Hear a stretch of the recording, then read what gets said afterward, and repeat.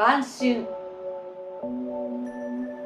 静かだった一日が終わろうとする光はなんと寂しいのだろう。黄ばんだ薄い紙のように震えながら、私の部屋のまだ不確かな隅の方の暗がりの上に訪れる。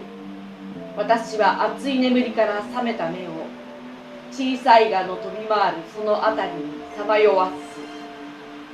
私の心は不意に呼ばれるいくつかの違った夕暮れに雨が優しい愛のように注いでいた。そして濡れながら私が歩いていた街裏に疲れた薄ら明かりはまだランプを灯さない。誰もが私を見捨てたように、そして何もが正しいのだと私の心は諦める。